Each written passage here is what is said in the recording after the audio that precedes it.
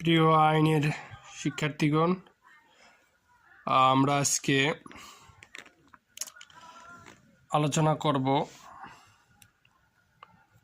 দণ্ডবিধি 1860 সালের এই আইনটা হচ্ছে 45 নং আইন। কার্যকর হয় 1 জানুয়ারি 1862। দণ্ডবিধিতে অপরাধের সংজ্ঞা ও তার শাস্তি সম্পর্কে আলোচনা করা হয়েছে।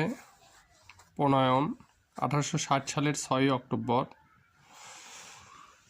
এটি একটি সাবস্ট্যান্টিভ ল বা তথ্যগত আইন। দ্য পেনাল কোড প্রণয়ন করার জন্য 1834 সালে ভারতীয় উপমহাদেশের প্রথম আইন কমিশন গঠন করা হয়। কমিশনের চেয়ারম্যান ছিলেন থমাস ব্যামিংটন ম্যাকলে, লর্ড ম্যাকলে, এবং এই কমিশনের কমিশনার ছিলেন G W. Anderson, F. Milton, GM. McLeod. 1837 সালে প্রথম আইন কমিশন একটি বিল জমা দেওয়া হয়, যা 1860 সালে সংসদে পাস হয়।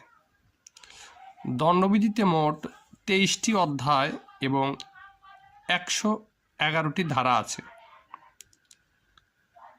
দণ্ডবিধির সর্বোচ্চ শাস্তি মৃত্যুদণ্ড সম্পর্কিত ধারাসমূহ।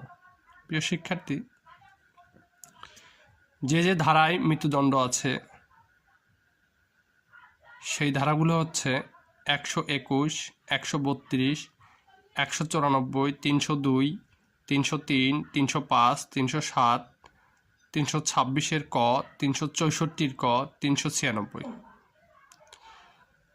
আবার দণ্ডবিধির পেনাল কোড সর্বোচ্চ শাস্তি হিসেবে প্রদত্ত যাবজ্জীবন সম্পর্কিত ধারাসমূহ 121 ক, 122, 124, 125, 128, 130, 195, 222, 225, 232, 238, 255, 304, 307, 311, 313, 314, 326, 329, 364, 321, 376, 377, 387, 388, 389, 394, 395, 400, 409, 412, 423, 436, 438, 494, 460, 467, 472, 474, 475, 477, 489 এর